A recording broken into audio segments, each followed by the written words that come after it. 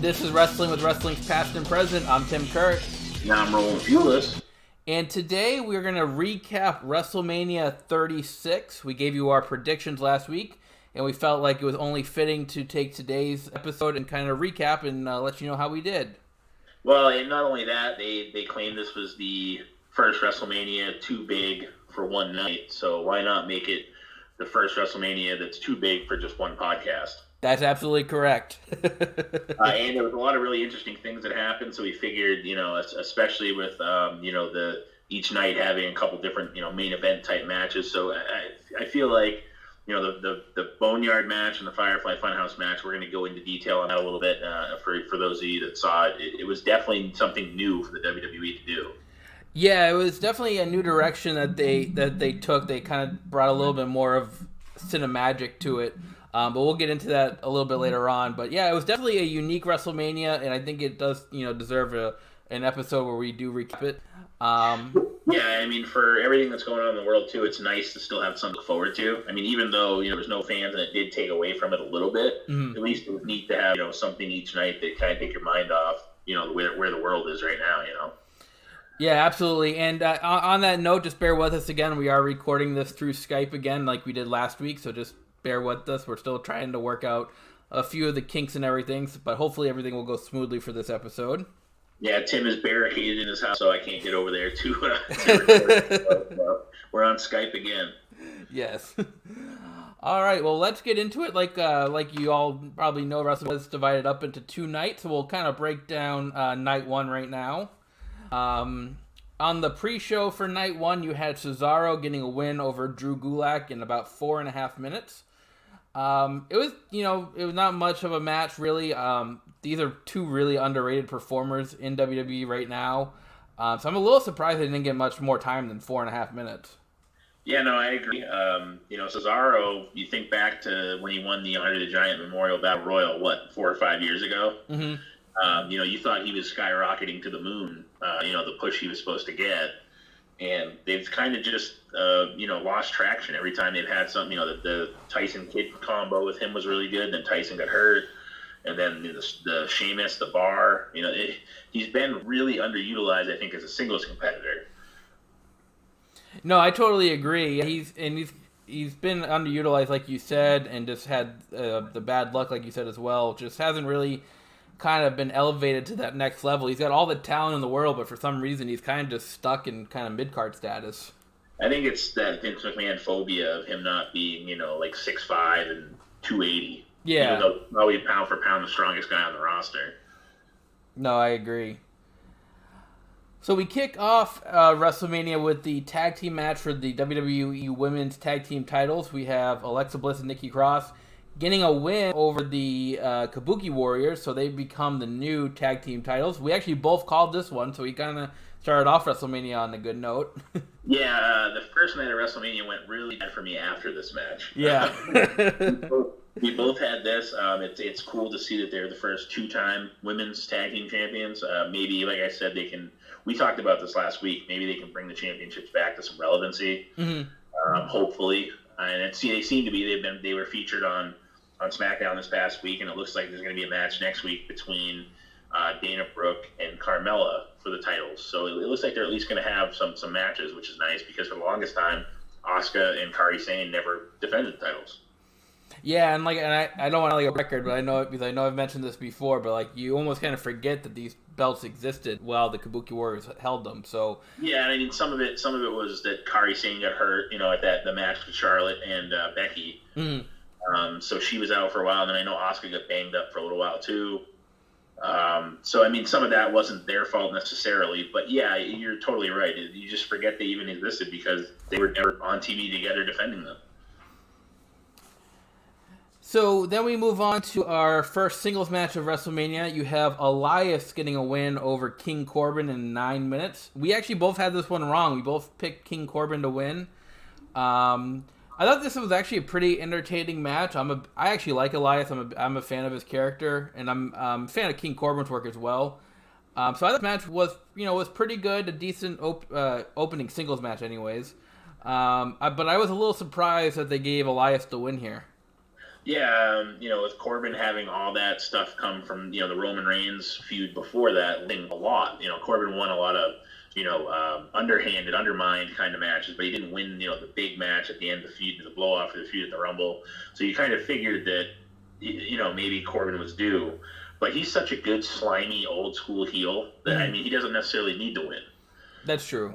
So, I guess in hindsight, we should have seen this coming because they were setting it up, kind of putting it on a tee for us to really, if you think about it, like, Elias is hurt and he may not make the show, yada, yada.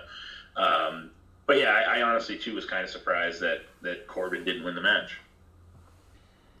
And then we move on to the singles match for the WWE Raw Women's title. You had Becky Lynch defeating Shayna Baszler in about 8.5 minutes. I believe we both had Shayna Baszler to win this one. Yeah. This match I was actually looking forward to this match. I thought this one was going to be one of the better matches on the card, but to me it kind of under-delivered. They weren't given a whole lot of time, and I was kind of surprised when the finish happened. I'm like, oh, that was the finish? Like, it just kind of, I don't know, kind of fell a little bit flat for me. Yeah, the finish kind of snuck up on us. Yeah. And yeah, it definitely under-delivered a little bit. It still wasn't a terrible match, but it was definitely a little underwhelming for what they built it as, I guess is the best way to describe it. Yeah, they had a pretty good storyline going into it. A lot of good promos and everything. But yeah, it kind of fell a little bit flat. It was a lot of build up to it, and I don't think the payoff delivered as much as it should have. No, I don't know if there was a reason they went so short with the match too. Mm-hmm. I don't know if they had some underlying, reason to go that short, but I thought this was going to be like a barn burner classic type match. Yeah, I did too. Yeah, I agree. So moving on, we have Sami Zayn along with Cesaro and Shinsuke getting a win over Daniel Bryan with Drew Gulak. This was for the Intercontinental title. This match went about 9 minutes and 20 seconds. I picked Sami Zayn to win this one, although my prediction of kind of a screw job by Drew Gulak didn't come to fruition. But there was a lot of interference and distractions by Cesaro and Shinsuke, which kind of ultimately cost Daniel Bryan the match. Yeah, it was a pretty good match too. Again, two really good performers. For whatever reason, since Sammy's come back, he hasn't wrestled much. And I know at first he was still a little bit banged up. He was cleared, but I don't know if they were afraid to put him right in there or not. But you forget how good Sami Zayn actually is. He's actually a really good wrestler. Mm-hmm. So, and we know what Daniel Bryan can do. So it was, it was what it was. It wasn't the greatest match in the world, but it still was it was a solid match. No, it was definitely a solid match. It's gonna be interesting to see where they go from here. What the next feud is for Sami Zayn. For the title and how long they kind of build up the Daniel Bryan and Drew Gulak, partnership.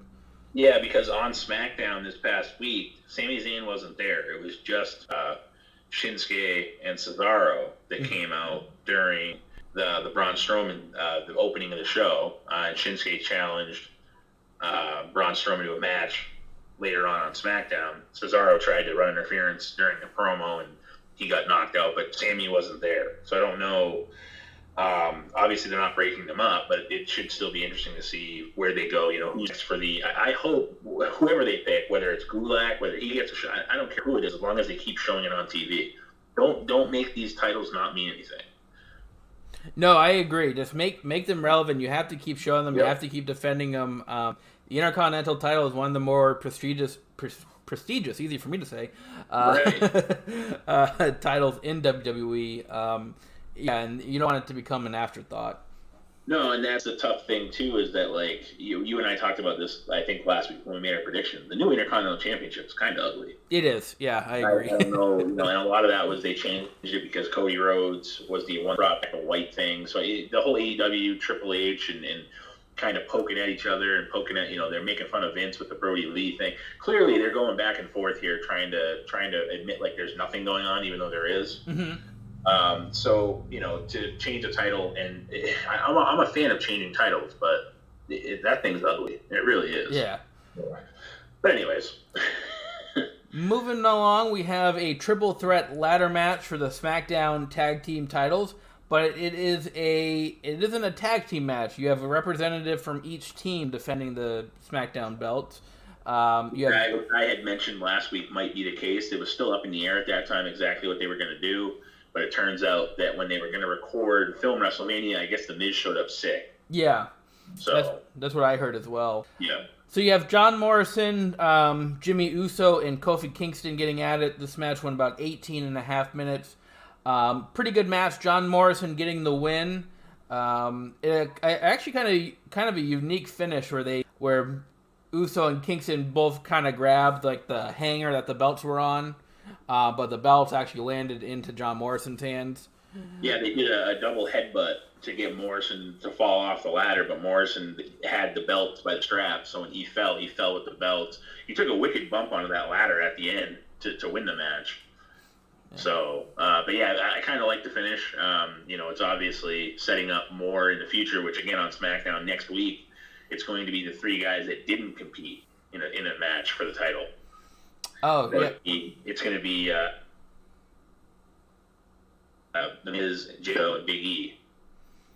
So that's where that angle ended up going. So I guess it made another match out of it that's different and unique. So yeah, definitely, kind of sets yourself up for a continuation. But I was wondering, like, it's got to be hard to do a ladder match in front of no crowd, because a ladder match is all about the pops, the big moves, and you have all these big moves in a ladder match, and you have nobody to react to it. Yeah, like you said, it's tough with no crowd. It was still a good match for what it was, but yeah, I mean, it definitely lost some ambiance of having the crowd react or chant. You miss the holy shit chants that you sometimes hear when big spots happen. Mm-hmm.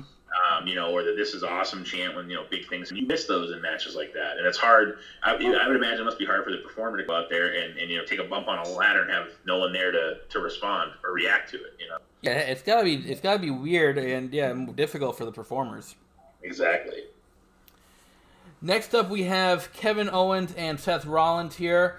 This match went 17 minutes and 20 seconds. At first, Kevin Owens got the win by disqualification after he got hit by the ring bell, but Kevin Owens did not want to win that way, so he kind of lured Seth Rollins back in for a no disqualification match.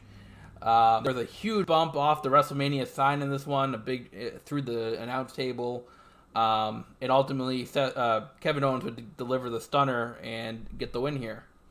Right, and going back to the match before that, who did you pick in that match? The tag match? I had the Miz and Morrison retaining the title. Right, and I had the Usos, which that was another loss for me. So now, like I said, at this point, you've got 4 losses in a row. Yeah. After I got the first match, and then it went from yay to not good. But I think that, to go back to the Kevin Owens Seth Rollins match, I think this match stole the show night one. This match was a really good match.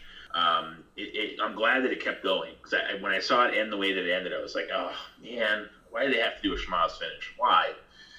And I'm glad they kept going, because it was a really good match. I was into it the whole way, and like I said, I'm glad that they just end it with the disqualification. Yeah, that was kind of that's the finish you would see on like a Raw or SmackDown. It's not a WrestleMania type finish. Exactly. For the record, who did you pick in this match? I had Seth Rollins here. I went against my boy here. Yeah, and I picked Kevin Owens, so I stuck true to your boy for you. He came big for me, because this could have been 5 matches in a row at the Raw. Yeah. So I'm glad that somebody righted the ship for me. and technically, you could almost count it as 2 victories for it. True. That's true. I mean, I'm not. If we had been tied, I would have started at 2 to get the win. Yeah. Right.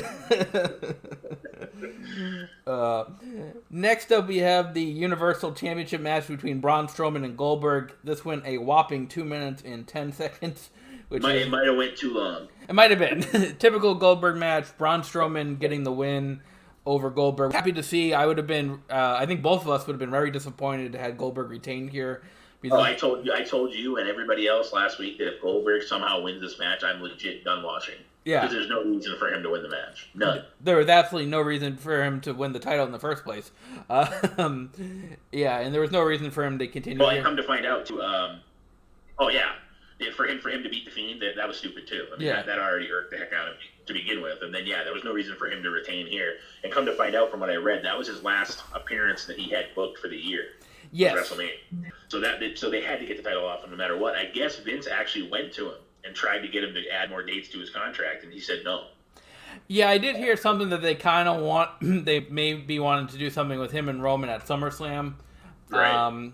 But I guess Goldberg didn't want to do that or didn't add any more dates to his contract, so they really had no choice here.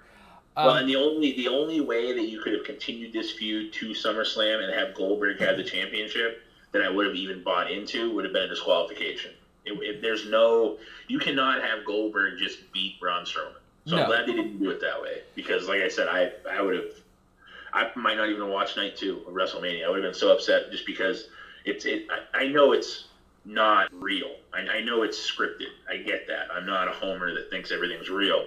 But come on, Goldberg's 79 years old, and Braun Strowman's 380. And then I'm glad they didn't even let him attempt the jackhammer. He would have got him halfway up, and it would have fallen over, and it would have been ugly. So I'm glad that didn't happen. Yeah, no, I mean, basically the match was, 4 spears and 4 or 5 power slams, and that was the match. Braun Strowman getting the win over Goldberg. I'm happy for Braun. It's his first big championship that he's won, and I'm excited to see what they do with it. I hope they kind of keep it on him for a while. I hope he's not a transitional champion, so I'm interested. Well, and on SmackDown, we saw the beginning of the next program with him and Bray Wyatt, which is going to be entertaining because if everybody remembers, Bray Wyatt was the one that brought Braun Strowman in. Yes, yeah, part of the Wyatt family. Yeah, the black sheep of the Wyatt family originally, and they kind of teased that a little bit that Bray wanted Braun to say that he was sorry for abandoning him, and Braun said during the promo that he wasn't going to play these games, and that he's more or less not sorry, and Bray tried to end the promo with the laughing wave and see you soon and stuff, and Braun actually gave it back to him. And, said that, he's ready to let him in.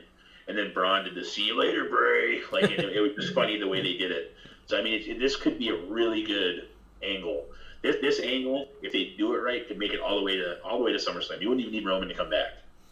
Yeah, I mean, they have a lot of story that they could go with here. I mean, they really could. There's a lot of story, a lot of backstory that they have to play with. So they could make this something really special.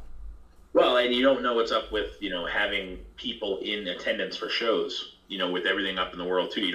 I would hate to see this program not have people there eventually. I'd hate to see them cut it too short to not have people experience this in person. Yeah.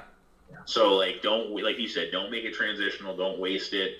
For them to take the belt off of The Fiend, give it to Goldberg, to only have Strowman then lose to The Fiend to get it back, it would be, and do that in a couple of months is stupid. But, I mean, we've seen them do other stuff before, so who knows? Yes, who knows? All right, next is the Boneyard Match, which to me was the highlight of night 1. You have The Undertaker getting a win over AJ Styles, who brought along Gallows and Anderson with them. The match itself went about 19 minutes. This is something that we've never really seen before in WWE. It was a cinema. It felt like a movie. It was... a really well-produced segment. They're fighting in the cemetery. Just so much stuff going on here. This was awesome for me. I was totally mesmerized by it. It kept my attention through the whole thing. The Undertaker kind of returned to... I wouldn't say it was his full American Badass gimmick, but kind of a hybrid between the Deadman and the American Badass gimmick. I don't have enough good things to say about this.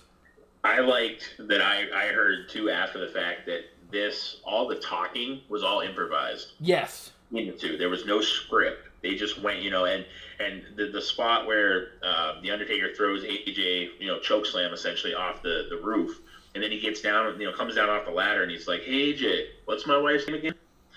And stuff like that. The back and forth between the two was classic. It was great. And then right before the Undertaker puts AJ in the hole, the plot, the burial plot they had dug for him, his grave. AJ's begging him not to bury him, and he's like, "Please don't bury me, I'm sorry." And then the Undertaker plays, "Oh, I'm not going to bury you. Come here, give me a hug. You gave me a great fight." And then he boots him in. Everything that was, like you said, it was fantastic. I'm glad that they made it this and not some hokey match. Yeah. So, and I believe from what I've heard too that Jeremy Borash had his hands on this. From what I've heard, to some extent. I heard it was Jeremy Borash, Michael Hayes, and Triple H were involved with this. Yeah. And it shows because Borash was the one that spearheaded the broken stuff from original TNA. With Brother Nero and all that stuff, and then the final deletion and all that stuff. So, I mean, it kind of felt like that a little bit. I mean, obviously it wasn't the exact same thing, but it definitely was the first time WWE had ever tried anything like this. Yeah, I mean, it was awesome. Like you said, the dialogue between the two being improvised. When Undertaker smashed his hand through the window and was bleeding, that wasn't supposed to happen. But the production team just kind of rolled with it. And Undertaker reacted to it so great. Yeah, he literally looked at AJ and like, he made me cut myself. Yep. AJ punches the Undertaker. He's like, he made me break my finger. It was really cool to find out afterwards that none of that was scripted. Yeah, and that's the fact too. The spot where Undertaker's kind of rolling around the ground, kind of gave AJ Styles the finger. I mean, there's so much emotion and storytelling in this Boneyard match. It was incredible. I heard that that took them 8 hours to film that whole thing. Yeah, I heard that too. Yeah, it took them 8 hours to put that all together. Yeah, and I guess they did it. It wasn't near the Performance Center, but I guess they did it from like 9 at night to like 5 in the morning. And then you had the interaction with the Druids. Gallows and Anderson. With Gallows and Anderson, I mean, it was great. If you're gonna watch one thing from probably the whole WrestleMania, but definitely night one, it's the Boneyard match. I mean, the storytelling, the dialogue that was improvised, everything about it. Hats off to both Undertaker and AJ Styles. Because I really don't see how they could have made that any better, to be honest. Yeah, no, I totally agree. Yeah. All right, so that wraps up night one of WrestleMania. We're going to move on to night two now.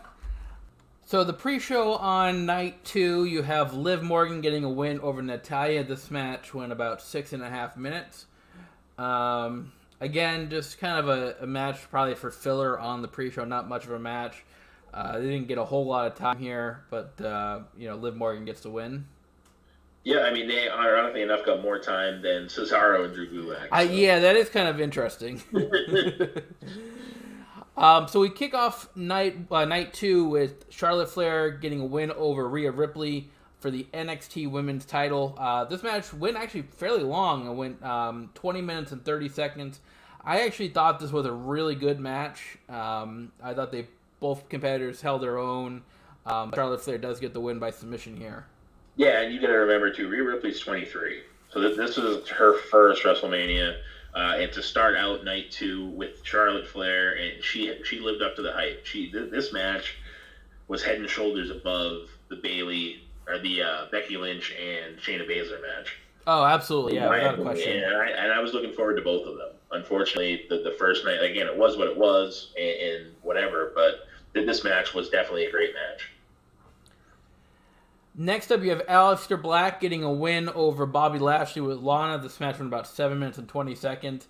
This match was just kind of there for me for filler. I think the outcome was kind of predictable. Aleister Black, all of them in the world. Bobby Lashley, he's got, after kind of the Rusev storyline, really hasn't done a whole lot. So this match was kind of just there for me. Well, and I called the finish. So as soon as Lana got up on the apron and told Bobby to spear him, I called the finish. I said to my wife and my stepson were watching it with me, I'm like, he's gonna go for the spear, and it's gonna be a black mass, and that's gonna be the end of the match. Yeah.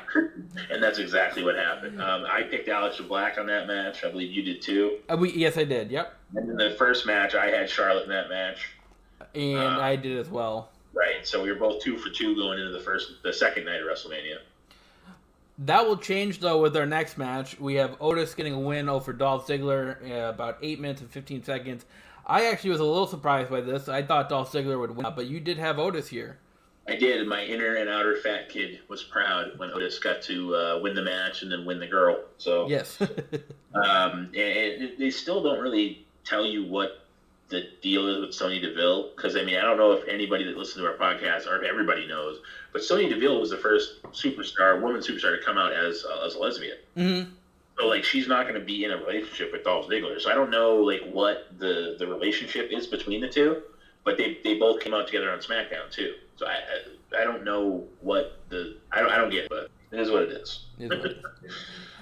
Next match, we have the last man standing match between Edge and Randy Orton. This match went really long, 36 minutes and 35 seconds. I was actually listening to one of Conrad Thompson's podcast, and he said this was the second longest WrestleMania match ever, which I was a little bit surprised. Besides the Iron Man match with Brett and Shawn. Yeah.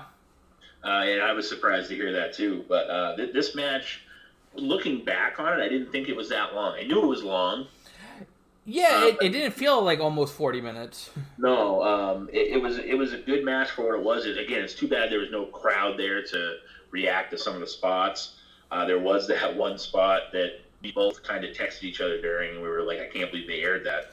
Right after the Dark Side of the Ring had the Chris Benoit thing, and they pretty much detailed how Chris Benoit hung himself. Mm-hmm. You had the spot where Randy Orton tries to put Edge in a weight machine to hang him, essentially, and beat him up. And it was, I mean, obviously they're not trying to do that, but it was just really bad timing, I think. Yeah, I don't think they would obviously intentionally do anything, intentionally do that. I think it was just kind of an oversight, but... you have the Dark Side of the Ring documentary on the Benoit Murders that just came out. So the Benoit Murders are fresh in wrestling fans' minds. And then so you do that, it's going to spark a little bit of controversy, which WWE probably didn't have it. I mean, I don't think there was any, maliciousness here with it. No, definitely. I mean, you're not going to joke about something like that. No. I mean, they pretty much removed him from WWE to begin with, but you're not going to joke about it. But yeah, it was just timing of it was really bad. Yeah. Well, it was a good match. It was a good, I like the beginning of it where Randy Orton kind of disguised himself as a cameraman, got the early advantage over Edge, but we both had Edge in that match. We both figured Edge was going to, they kind of set it up for Edge to win that match, so we both had Edge on that match. Yes, absolutely. Yep. So moving along, we have the Street Profits getting a win over Angel Garza and Austin Theory for the Raw Tag Team titles. This match went about 6.5 minutes. Kind of another just kind of their match. I thought the in-ring work was pretty good. I actually do like the team of Garza and Theory here, but I think it was kind of predictable. I don't think they were going to really have a realistic chance of winning the belts here. No, I mean, Angel Garza had a really going during the match, so I mean that helps his stock a little bit, I think. And Austin Theory, from what I heard, I think he's like 21. He's like super young. He's really young. He still has a ways to go too, but he didn't do anything to hurt himself either. No. So I mean, it was what it was. You had the moment where Bianca Belair came out because she's actually married to Montez Ford. Mm-hmm. So that was kind of neat because Zelina Vega was in there, and that would lead to stuff on Raw the following night. So I get it. But yeah, I mean, it just was what it was. It was a filler because, like I said last week to you, I was like, what did Garza and Austin Theory do to get a title shot? They didn't win any match. They didn't, they're not number one contenders by any means. So no, it was just there. It was kind of there. Well, we both had the Street Profits in this match as well. We did, yes. So you haven't missed so far on night 2 yet. Yeah, well, that's going to change. That's going to change right now. Next up is the Fatal 5-Way Elimination match for the SmackDown Women's title. Bayley gets the win here, getting the victory over Lacey Evans, Naomi, Tamina, and Sasha Banks. This match went about 19 minutes and 20 seconds here.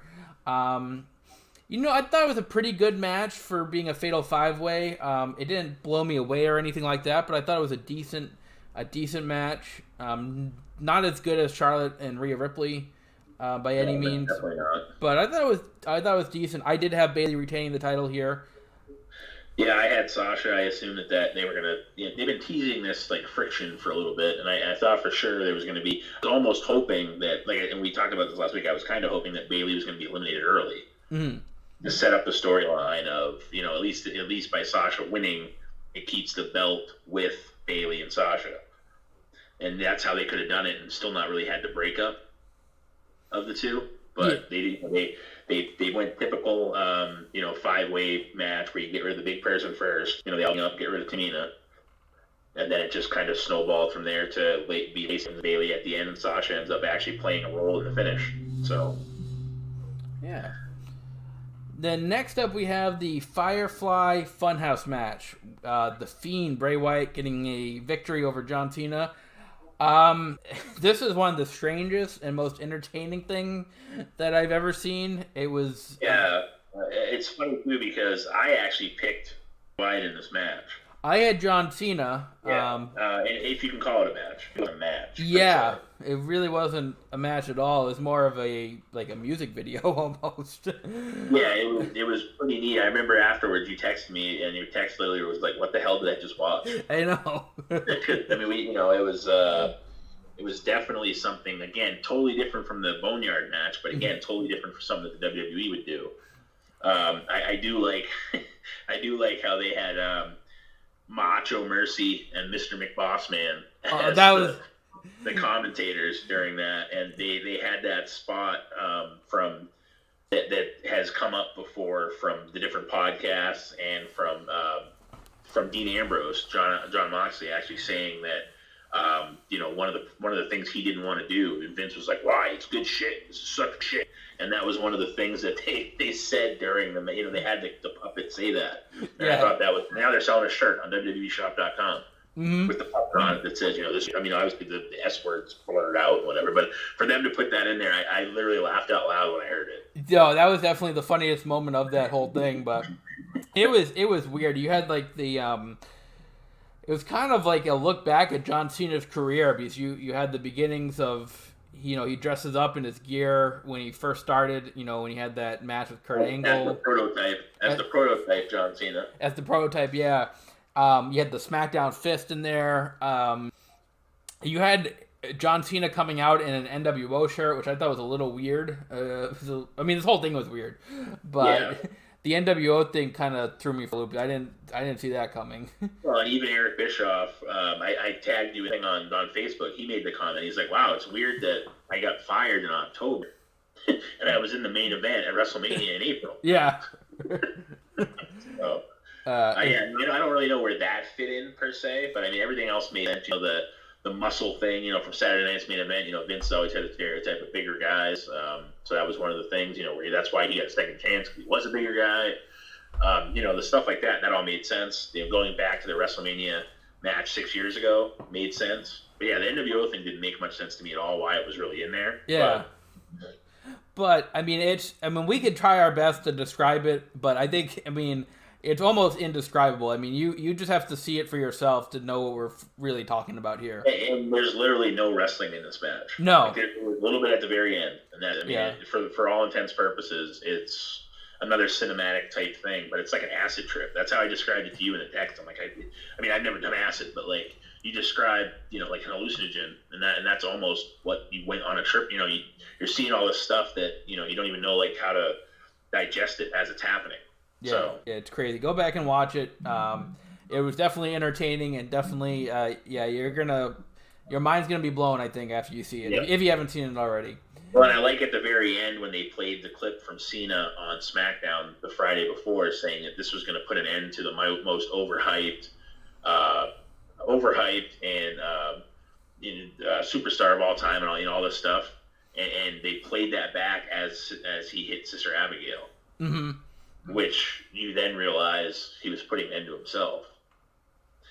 So it was kind of neat how they played that all together. So overhyped, and can't remember the other words they used, but it was really cool how they tied that together at the end, though. Yeah, the whole thing came together really nicely. So definitely recommend go back and watch this. This is on night 2 of WrestleMania. Second to last match. Speaking of our last match, we close out WrestleMania with the singles match for the WWE Championship. Drew McIntyre will become your new WWE Champion after defeating Brock Lesnar. This match went about 4 minutes and 35 seconds. Kind of similar to the Braun Strowman Goldberg match, I say, where it was just a bunch of F5s and Claymore kicks. The only real difference was that there was some German suplexes in there. Yep, a few German suplexes in there, but basically it was a finisher fest.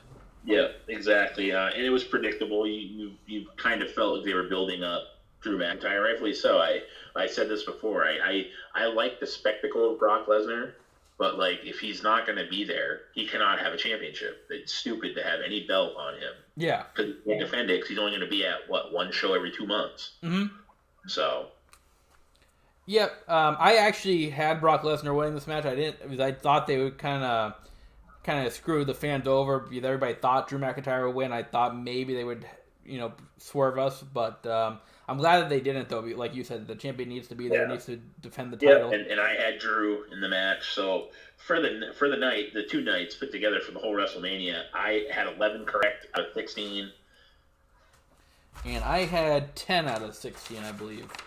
Yeah, and like I said, had we been tied, I would have played that second match with Rollins and Owens to give me the advantage because there was technically 2 matches there. Yes.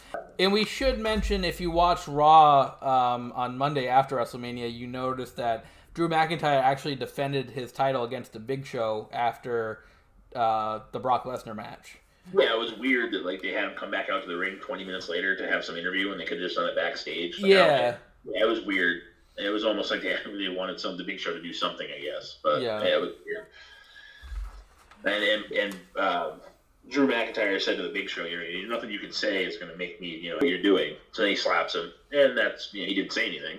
Yep, but he did something. Yeah, exactly. So, I mean, all in all, definitely a different experience altogether. Then it may never be duplicated again because of the circumstances. But I think it was a pretty good weekend. There was a couple of matches, but I mean, for the most part, all the matches, I would say 13 out of the 16 were really, pretty good or better. Yeah. There were a couple in there that were just there, like we said. I mean, the Street Profits match wasn't a bad match, but it was just there. The Aleister Black match wasn't a terrible match, but again, it was just there. But yeah, other than that, there wasn't too much to be upset about here. No, I think it far exceeded my expectations. I didn't really have a whole lot of expectations going into it. So it definitely surpassed those expectations for me. If I had to give it a rating, I would go fairly high here. I'd probably give it, probably around an 8 for a rating. Yeah, I would be right there with you. I think 7.5, 8, and I only say 7.5 because, like you said, we talked about the ladder match. Had there been fans there, it would have made the experience better. But they did the best they could with what they had. Yeah. So, and it was a hand they were dealt. And like I said, there's a lot of places that aren't even doing anything right now. So for them to still put something together to give people a little bit of a reprieve from everything going on in the world, it was really cool that they did that. So. Well, that will wrap up our WrestleMania 36 recap. We went a little bit longer than we usually do here, so we do apologize for that, but there was a lot to get to today. Yeah, it's hard to, fast forward and skip through some of these matches to at least touch on them. So. Yeah, there's definitely a lot to get to, so we do apologize for going a little bit long, but we appreciate you listening and hope you enjoyed their episode, and we will talk to you guys again next week. And until then, I'm Tim Kurt. I'm Roland Pulis. And this is Wrestling with Wrestling's Past and Present.